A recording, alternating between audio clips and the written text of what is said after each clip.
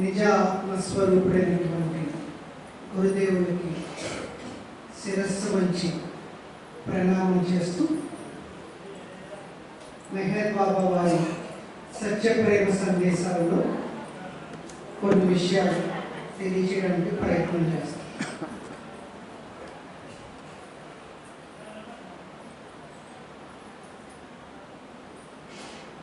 ఒడిసిలే సెంటర్లో జరిగేటువంటి ఈ 25వ వార్షికోత్సవ శుభ సందర్భంగా ముందుగా వేదిక మీద ఆసీనులైనటువంటి అవతార్ మెహర్ బాబా వారికి, గురు మందిరంలో శక్తి స్వరూపిణిగా చైతన్య స్వరూపంగా వ్యక్తమైనటువంటి అమ్మగారు గురుదేవునికి, ఆచార్య పీఠ సభ్యులకు, భగవత్ ప్రేమ అన్వేషకులకు, సత్య ప్రేమ శోధకులకు అందరికీ కూడా హృదయపూర్వక జై బాబా ప్రణామాలు తెలియజేస్తున్నాను. మనమందరం కూడా ఎక్కడి నుంచి వచ్చాము అంటే భగవంతుడి నుంచే వచ్చాము. మరి ఎక్కడికి వెళ్ళాలి అంటే భగవంతుడిలోకే వెళ్ళాలి.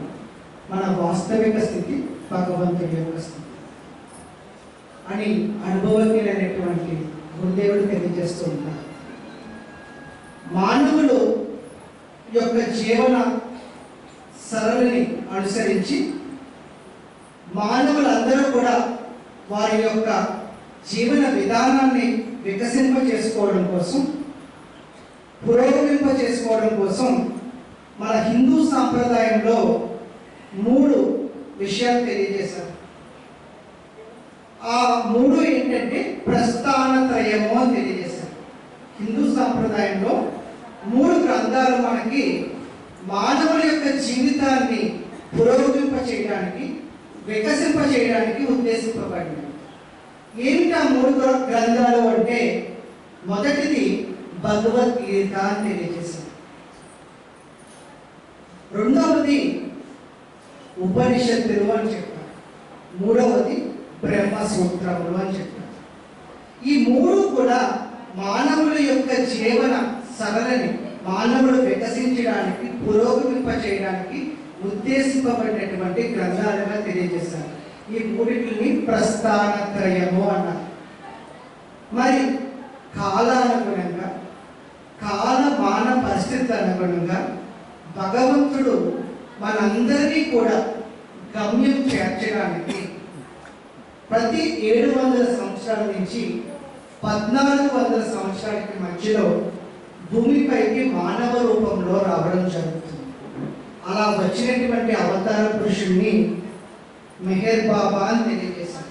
ఆయన్ని దైవీ మానవుడు అన్నారు. అంటే దైవము మానవ రూపంలో రావడము అని తెలియజేశారు. మరి ఆయన ఎందుకు వచ్చారు అంటే మన అందరి యొక్క చైతన్యాన్ని పురోగమింప చేయడం కోసం వచ్చారు. మన అందరిలో ఉన్నటువంటి దివ్యత్వాన్ని జాగృతి పరచడం కోసం వచ్చారు. మన అందరిలో ఉన్నటువంటి దైవీ స్థితిని వ్యక్తం చేయడం కోసం వచ్చారు. మన అందరినీ కూడా దైవముగా, దైవీ అనుభవంలో దైవంగా జీవింప చేయడం కోసం నేను వచ్చాను అని తెలియజేశారు మెహర్ బాబా. ఆయన మనకి మనందరినీ అనుగ్రహించడానికి 3 గ్రంథాలు ఇచ్చారు. వాటిల్ని ఈ కలియుగంలో ప్రస్థానత్రయము అని తెలియజేస్తున్నారు. ఏమిటి ఆ 3 గ్రంథాలు అంటే, మొదటిది మెహర్ బాబా ఇచ్చినటువంటి సత్య ప్రేమ సందేశాలు. ఎవరైనప్పటికీ కూడా ఆ సత్య ప్రేమ సందేశాల్లో ఒక వాక్యము చదివినప్పటికీ, ఒక్క వాక్యము కానీ జీవితంలో ఆచరణలో పెట్టినప్పటికీ కూడా వారి గమ్యం చేరతారు అని తెలియజేశారు మెహర్ బాబా. మొదటిది మెహర్ బాబా ఇచ్చినటువంటి సత్య ప్రేమ సందేశాలు అని చెప్పారు. రెండవది డిస్కోర్సెస్ అన్నారు. అంటే మెహర్ బాబా ఇచ్చినటువంటి ప్రవచనం అనే డిస్కోర్సెస్ అన్నారు. వాటిలో ఏది మనము జీవితంలో అవగాహన పరుచుకుని అమలుపరిచిన గమ్యము చేరడానికి దోహదం చేస్తుంది అని తెలియజేశారు. మూడవది గాడ్ స్పీక్స్ అన్నారు, దాన్ని భగవద్వచనము అన్నారు. ఆ గాడ్ స్పీక్స్ అంతా కూడా అనుభవ దర్పణము అని తెలియజేశారు. ఎవరైనప్పటికీ కూడా ప్రేమతో ఆ భగవద్వచన గ్రంథాన్ని కానీ చదివినట్లయితే, చదివి అవగాహన పరుచుకున్నట్లయితే, దాంట్లో ఉన్నటువంటి అంతరార్థాన్ని గ్రహించినట్లయితే, పరమార్థాన్ని మన అనుభవంలోకి తెచ్చుకున్నట్లయితే గమ్యం చేరిపోతారు అని తెలియజేశారు. సో మెహర్ బాబా మనకి ఇచ్చినటువంటి 3 గ్రంథాలు ఏంటంటే సత్య ప్రేమ సందేశాలు, డిస్కోర్సెస్, అలాగే భగవద్వచనం. ఈ 3 కూడా ఈ కాలపు మానవాళిని తరింప చేయడానికి, ఉద్ధరింప చేయడానికి ఇచ్చినటువంటి గ్రంథాలుగా తెలియజేశారు. మరి ఉదయం నుంచి కూడా మన ప్రసంగికులందరూ కూడా ఈ 3 గ్రంథాలని బేస్ చేసుకుని చక్కటి ఉపన్యాసాలు మన అందరికీ అందించి ఉన్నారు. వారి ద్వారా ఎన్నో విషయాలు మనం తెలియజేసుకుంటూ ఉన్నాం. మెహర్ బాబా సత్య ప్రేమ సందేశాల్లో ఎక్కువగా మనకి ఇష్టపడేటువంటి, నచ్చేటువంటి సందేశం ఏంటంటే, బాబా ఎప్పుడు చెప్తారు, డోంట్ వరీ అని తెలియజేస్తూ ఉంటారు. వ్యాకుల పడవద్దు అని తెలియజేస్తూ ఉంటారు. డోంట్ వరీ, బీ హ్యాపీ అని తెలియజేస్తూ ఉంటారు. ఇది మెహర్ బాబా మనకి ఇచ్చినటువంటి సత్య ప్రేమ సందేశంలో సందేశం. వ్యాకుల పడవద్దు, సంతోషంగా ఉండండి, నన్ను ప్రేమించండి, నేను మీకు సహాయం చేస్తాను అని మెహర్ బాబా తెలియజేస్తూ ఉంటారు. వ్యాకుల పాటు అనేది మనకి ఎందుకు వస్తూ ఉంటుంది? మనం ఎందుకు వరికి గురవుతూ ఉంటాం? దుఃఖం ఎందుకు వస్తూ ఉంటుంది? వ్యాకుల పాటు ఎందుకు వస్తూ ఉంటుంది అని అన్నట్లయితే, మన జీవితాన్ని ఒకసారి మనం పరిశీలించినట్లయితే, పరిశోధించినట్లయితే మనకి తెలియబడుతూ ఉంటుంది. మన జీవితంలో ఇష్టాలు ఉంటాయి, అయిష్టాలు ఉంటాయి. మన జీవితాల్లో మనకి కొన్ని కావలసినట్టుగా జరుగుతూ ఉంటాయి, కొన్ని కావలసినట్టుగా జరగడం కన్నా కూడా అడ్డుపడుతూ ఉంటాయి. కావలసినట్టుగా జరిగినప్పుడు ఆనందంగా ఉంటూ ఉంటాం, మరొక విధంగా జరిగినప్పుడు ఆనందంగా ఉండలేకపోతూ ఉంటాం. అంటే ఇష్టాన్ని స్వీకరించగలుగుతాం, అయిష్టాన్ని స్వీకరించలేకపోతూ ఉన్నటువంటి స్థితిలో మనం అందరూ జీవిస్తూ ఉంటాం. లైక్స్ ఉంటాయి, డిస్లైక్స్ ఉంటాయి అని తెలియజేస్తూ ఉంటాం. మరి బాబా అంటారు వ్యాకుల పడవద్దు అంటారు. మరి మనకి అన్నీ ఇష్టపడటం లేదు కదా, ఎక్కడో దుఃఖన అయిష్టం అనేది ఉంటూనే ఉంది కదా. మీరు అయిష్టం నుంచి ఎలా బయటపడగలం? అయిష్టానికి కారణం ఏంటి? మనకి ఎందుకు వ్యాకుల పాటు వస్తుంది అంటే, ఒక్కసారి మనం జాగ్రత్తగా అవగాహన పరుచుకున్నట్లయితే, నాకు ఒక అభిప్రాయం ఉంటుంది, మరొకరికి వేరే అభిప్రాయం. నా అభిప్రాయంతో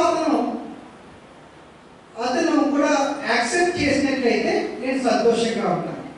నా అభిప్రాయంతో అతను యాక్సెప్ట్ చేయలేనప్పుడు అక్కడ నాకు ఏమవుతుందంటే ఘర్షణ అనేటువంటిది ఏర్పడుతూ, కాన్ఫ్లిక్ట్ అనేది ఏర్పడుతూ ఉంటుంది. ఎప్పుడైతే నా అభిష్టానికి తగ్గట్లుగా ఎదుటి వ్యక్తి వ్యవహరించలేదో అప్పుడు నాకు వ్యాకుల పాట అనేది స్టార్ట్ అవుతూ ఉంటుంది. సో ఇటువంటి అభిప్రాయాలు, భిన్నాభిప్రాయాలు ఎక్కడ ఉన్నాయి అంటే, మెహర్ బాబా అంటారు నీలోనే ఉన్నాయి అంటారు. ఇష్టము అయిష్టము కూడా నీలోనే ఉన్నాయి అని తెలియజేస్తూ ఉంటారు. ఈ వ్యాకుల పాటకి కారణం ఏంటి అంటే, నీలో 2 స్థితులు ఉన్నాయి అని తెలియజేస్తూ ఉంటారు మెహర్ బాబా. 2 స్థితులు ఉన్నాయి, ఆ రెండింటి మధ్య కూడా నీకు సమన్వయం ఉండడం లేదు కాబట్టి నీకు వ్యాకుల పాటు అనేది వస్తుంది, దానివల్లే నువ్వు దుఃఖిస్తున్నావు అంటూ ఉంటారు మెహర్ బాబా. మనలో 2 స్థితులు ఉన్నాయి అని చెప్తున్నారు మెహర్ బాబా. ఏంటి ఆ 2 స్థితులు? ఒక మరొకటి వద్దు అంటుందంట. మరొకటి కావాలంటుందంట, ఇంకొకటి వద్దు అంటుందంట. ఆ రెండు స్థితుల మధ్య కూడా మనకి ఏకాభిప్రాయం రావడం లేదంట. అందుకే వ్యాకుల పాటు అనేది మనకి మన జీవితాల్లో వ్యక్తమవుతుంది. మనలో ఉన్న రెండు స్థితుల్లో సమన్వయం కుదరడం లేదు. ఏంటి ఆ రెండు స్థితులు? ఎక్కడ ఉన్నాయి ఆ రెండు స్థితులు అంటే మనలోనే ఉన్నాయి, మనతోనే ఉన్నాయి అని చెప్తున్నారు. ఏంటి అని మనం అవగాహన పరచుకోవడానికి ప్రయత్నం చేసినట్లయితే మెహర్ బాబా చెప్తారు, నీలో ఉన్న రెండు స్థితులు ఏంటో కాదు, ఒకటి నీ హృదయము, రెండవది నీ మనస్సు అంటారు. నీ వ్యాకులపాటికి కారణం ఏంటంటే నీ హృదయం చెప్పేది మనస్సు వినడం లేదు, నీ మనస్సు చేస్తున్నది హృదయం యాక్సెప్ట్ చేయడం లేదు. హృదయము మనస్సు సమన్వయం కుదరడం లేదు, దానివల్లే నీకు బర్రీస్ అన్నీ కూడా ఏర్పడుతున్నాయి అంట. నీ వ్యాకులపాటికి కారణము హృదయము మనస్సు యొక్క సమన్వయం లేకపోవడమే అని తెలియజేస్తూ ఉంటారు. అందుకే మెహర్ బాబా అంటారు, నువ్వు వరి లేకుండా జీవించాలి అంటే సమన్వయం ఏర్పాటు చేసుకోవాలి. ఎక్కడ సమన్వయం ఏర్పాటు చేసుకోవాలి? నీ హృదయానికి మనస్సుకి సమన్వయం ఏర్పాటు చేసుకోవాలి. అసలు హృదయం అంటే ఏమిటి? మనస్సు అంటే ఏమిటి?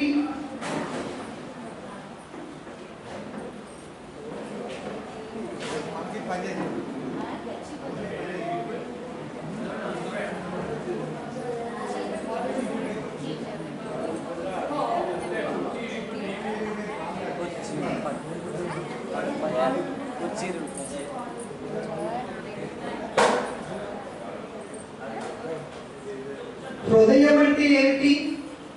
మనస్సు అంటే ఏమిటి? మరి అనుభవజ్ఞులు తెలియజేస్తూ ఉంటారు, స్త్రీమూర్తులు అందరూ కూడా ఎక్కువగా హృదయం వ్యక్తం అవుతూ ఉంటుంది అంటారు. స్త్రీమూర్తుల్లో ఫీలింగ్ ఆస్పెక్ట్ అనేది ఎక్కువగా ఉంటుంది అంటారు.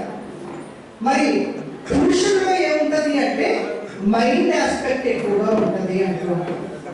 స్త్రీమూర్తుల్లో ఫీలింగ్ ఆస్పెక్ట్ ఉంటుంది, పురుషుల్లో మైండ్ ఆస్పెక్ట్ ఉంటుంది.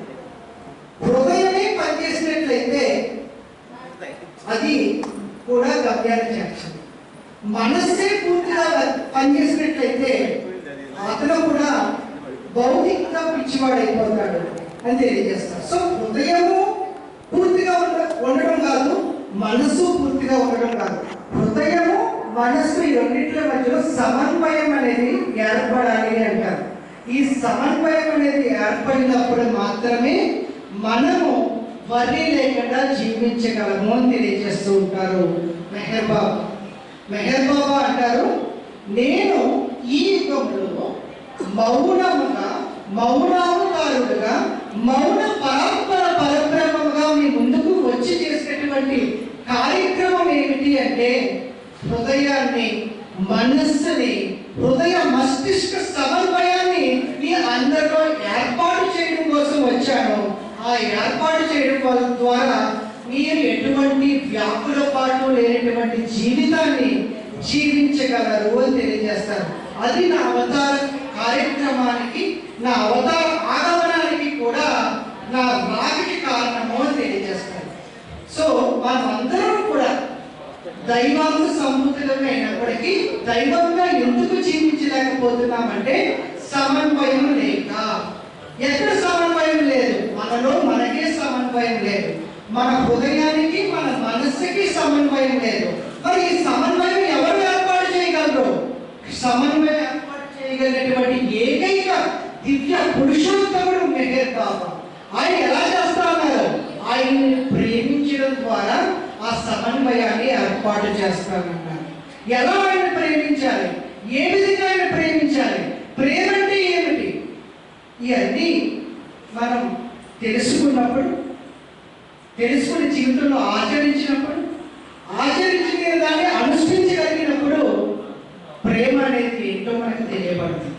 మెహర్ బాబా అంటారు, మౌనములో ఆయన యొక్క కార్యక్రమం చేశారు, మౌన అవతారులుగా తెలియజేస్తూ ఉంటారు. మెహర్ బాబా నీ హృదయం నుంచి వచ్చేటువంటి ఆ హృదయం యొక్క ఉపదేశాన్ని వినాలి అంటే నీవు మౌనంగా ఉండగలగాలి అని తెలియజేస్తూ ఉంటారు మెహర్ బాబా. మౌనంగా నువ్వు ఎప్పుడు ఉండగలవు? మౌనం అంటే ఏమిటి? మాట్లాడకుండా ఉండడం మౌనమా? శబ్దం లేకుండా ఉండడం మౌనమా?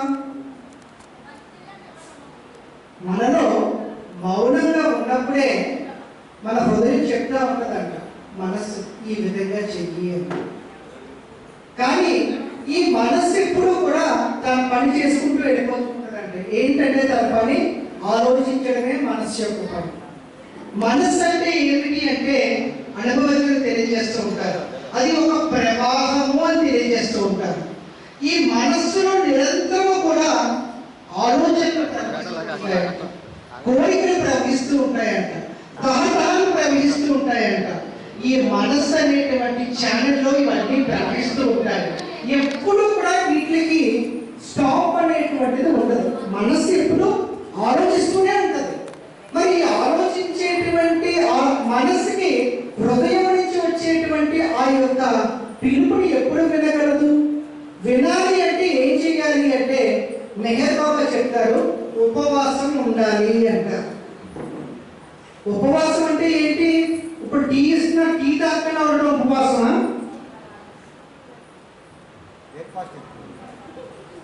బ్రేక్ఫాస్ట్ చేయకుండా ఉండడం ఉపవాసమా?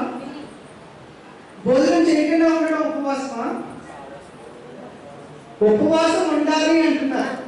నువ్వు మౌనంగా ఉండాలి అంటే ఉపవాసం ఉండాలి అంటున్నారు. ఉపవాసం అంటే ఏంటి?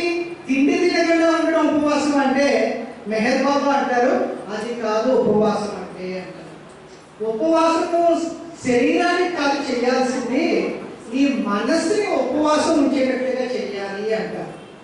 మనస్సు ఏం చేస్తుంది? రోజు మనసుకి మేత వేస్తున్నాం, అది కావాలి, ఇది కావాలి, అక్కడ పరిగెట్టాలి, ఇక్కడ పరిగెట్టాలని రోజు మేత వేస్తూ ఉంటాం మనస్సుకి. ఈ మేతనే ఆహారంగా స్వీకరించేటువంటి మనస్సు రోజు తిని తిని తిని ఇక మన మాట ఎక్కడ వింటుంది? హృదయం యొక్క పిలుపుని ఎక్కడ వింటుంది? సో మనస్సుకి ఉపవాసం అలవాటు చెయ్యి అని చెప్తారు మెహర్ బాబా. ఫాస్టింగ్ ఆఫ్ ది మైండ్ అని చెప్తారు. శరీరానికి కాదు ఉపవాసం, మనస్సుకి ఇవ్వి అంటారు ఉపవాసం.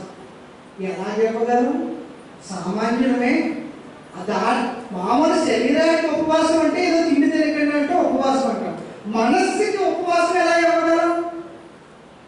ఇందాక మన వాళ్ళు చెప్పారు, నామస్మరణ అని చెప్పారు. మనస్సుకి ఉపవాసం ఎలా ఇవ్వాలి అంటే దైవీ నామస్మరణ ద్వారా చెప్పారు. ఎప్పుడైతే నువ్వు భగవంతుడి యొక్క దివ్య దైవీ నామాన్ని స్మరణ చేస్తావో అప్పుడు అక్కర్లేనటువంటి ఆలోచనలు నీలో వ్యక్తం కావు. ఏదైతే నీకు అవసరం లేదో అవేమీ నీ దరి చేరవు అని చెప్తారు. సో దైవీ నామస్మరణ అనేటువంటి ఉపవాసాన్ని నీ మనస్సుకు నువ్వు ఇవ్వగలిగినప్పుడు చక్కగా ఈ మనస్సు నిర్మలం అవుతుంది అని తెలియజేస్తారు, శాంతిస్తుంది అని తెలియజేస్తారు. ఎక్కడ నిర్మలం అవుతుంది, ఎక్కడ శాంతిస్తుంది అంటే పుంఖాలుగా వ్యక్తమయ్యేటువంటి ఈ ఆలోచనల నుంచి దాని యొక్క వర్క్ని తగ్గించుకుంటూ ఏకాగ్రత పెంచుకుంటూ నామస్మరణపై నిలుస్తుంది ఈ మనస్సు యొక్క ఏకాగ్రత. ఎప్పుడైతే దైవీ నామస్మరణపై ఏకాగ్రత నిలిచిందో అప్పుడు నీకు మౌనము అంటే ఏంటో తెలియబడుతుంది అని చెప్తారు. మెహర్ బాబా అంటారు, నిజమైనటువంటి స్థితులు, నిజమైనటువంటి వస్తువులు కానీ మౌనంలోనే ఇవ్వబడతాయి, మౌనంలోనే స్వీకరింపబడతాయి అంటారు. Things that are real are given and received in silence అంటారు. మౌనంలోనే నువ్వు నిజాత్మ స్వరూపమైనటువంటి నువ్వు నీ గురువుతో సంభాషించాలి అంటే, మాట్లాడాలి అంటే, నీ గురువు యొక్క ఉపదేశాన్ని నువ్వు తెలుసుకోవాలి అంటే దానికి మీడియం ఏంటంటే మౌనము తెలియజేస్తారు. అనంత చైతన్య స్వరూపుడైనటువంటి నీ గురువుతో పరిమితమైనటువంటి చైతన్యముతో ఉన్న నీవు సంభాషించాలి అంటే మార్గము మాధ్యము మౌనము అని తెలియజేస్తారు. మౌనాన్ని సర్వత్ర సాధనము అని తెలియజేస్తారు. అంటే ప్రతిరోజు కూడా మనము శుభ్రంగా ఉంచుకోవడానికి స్నానం చేస్తూ ఉంటాం. మరి మన మనస్సుని శుభ్రంగా ఉంచుకోవాలంటే ఏం చేయాలి అంటే మౌనాన్ని ఆచరించమంటారు అనుభవజ్ఞులు. మౌనం అన్ని సాధనలోకి ఉత్తమమైనది అని తెలియజేస్తారు. నువ్వు ఎప్పుడైతే ఈ మౌనాన్ని నువ్వు ఆచరించడానికి ప్రయత్నం చేసావో ఈ భౌతిక మౌనము ఆంతరిక మౌనానికి దారి తీస్తుంది అని తెలియజేస్తారు. Physical silence, external silence will leads to inner silence అంటారు. ఈ ఇన్నర్ సైలెన్స్ లోనే నీకు భగవంతుడు వ్యక్తమవుతాడు అని తెలియజేస్తారు. ఆ భగవంతుడు ఎలా వ్యక్తమవుతాడు, ఆ భగవంతుడు ఎక్కడ ఉన్నాడు అంటే మెహర్ బాబా అంటారు, నీ ఊపిరి కంటే దగ్గరగా ఉన్నాను. ఎక్కడ ఉన్నాను అంటే నీ హృదయంలోనే ఉన్నాను. నీ హృదయమే నా నివాసము అని తెలియజేస్తాను. ప్రతి ఒక్కల హృదయము నా దేవాలయము అని చెప్తారు మెహర్ బాబా. ఆ హృదయంలో వచ్చినటువంటి మెహర్ బాబా వారి యొక్క పిలుపుని మనం వినాలి అంటే మనస్సుని మౌనపరచబడాలి. మనస్సు మౌనపరచబడాలి అంటే మనసుకి ఆహారం ఇవ్వకుండా చూడాలి. మనసుకి ఆహారం ఇవ్వకుండా చూడాలి అంటే మనస్సుతో దైవీ నామస్మరణ చేయడం ప్రారంభించాలి. ప్రారంభించినప్పుడు మనస్సు ఉపవాసంలో కూర్చుంటుంది. కూర్చున్నప్పుడు నీ హృదయం నుంచి వచ్చేటువంటి ఆ యొక్క మెసేజ్, ఆ పిలుపుని నీ మనస్సు విన్నప్పుడు, అది ఆచరణలో పెట్టినప్పుడు నీలో దివ్యత్వం వ్యక్తమవుతుంది, దైవత్వం వ్యక్తమవుతుంది. నీలో దైవం వ్యక్తమై దైవీ జీవితాన్ని జీవించేటువంటి ఆ సమన్వయాన్ని, ఆ హృదయ మస్తిష్క సమన్వయాన్ని మనలో ఉన్నటువంటి హృదయేశ్వరుడు, మన అందరిలోని మేల్కొల్పడానికి వచ్చినటువంటి జగదీశ్వరుడు ఆ మెహర్ బాబా. ఆయన మనకి ఇచ్చినటువంటి తరుణోపాయము ఈ మౌనము అని తెలియజేస్తారు. ఈ మౌనము ఎలా సిద్ధిస్తుంది అంటే మెహర్ బాబా ఇచ్చినటువంటి ప్రస్థానత్రయంలో ఉన్నటువంటి సత్య ప్రేమ సందేశాల ద్వారా, డిస్కోర్సెస్ ద్వారా, భగవద్వచనం అనేటువంటి అనుభవ దర్పణాన్ని మనం ప్రేమతో చదవడానికి ప్రయత్నించడం ద్వారా, అవగాహన పరచుకోవడానికి ప్రయత్నించడం ద్వారా ఆ మౌనం అనేది మనలో సిద్ధిస్తుంది. ఆ దివ్యత్వం అనేది మనలో వ్యక్తమవుతుంది.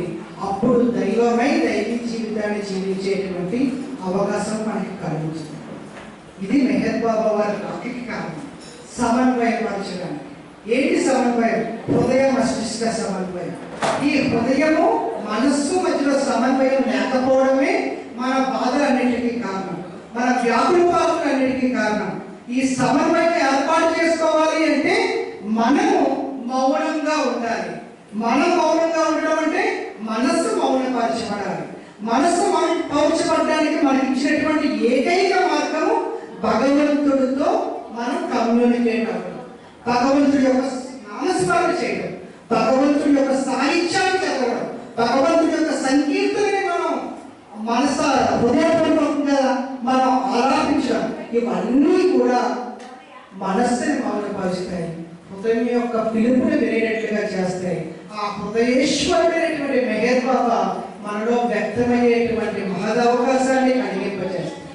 మరొకసారి ఈ అవకాశం ఇచ్చినందుకు మీ అందరినీ కలిగి ఇలాగా ప్రసంగించేటువంటి అవకాశం ఇచ్చినందుకు మెహర్ బాబా వారికి, గురుదేవుడికి, అమ్మగారికి జై బాబా ప్రణామాలు తెలియజేస్తూ, మరియు ముఖ్యంగా వడిసిలేరు గ్రామ ప్రజలందరికీ కూడా మెహర్ బాబా హృదయ మస్తిష్క సమన్వయం ఎప్పుడు చేస్తాను అన్నారంటే, ఎప్పుడు మీరు అందరూ ప్రేమలో ఉంటారో, ప్రేమతో ఉంటారో, ప్రేమతో కలుస్తారో, ప్రేమ ఉన్న చోట ఐక్యత ఉంటుంది అంటారు, ఐక్యత ఉన్న చోట ఏకత్వం ఉంటుంది అంటారు.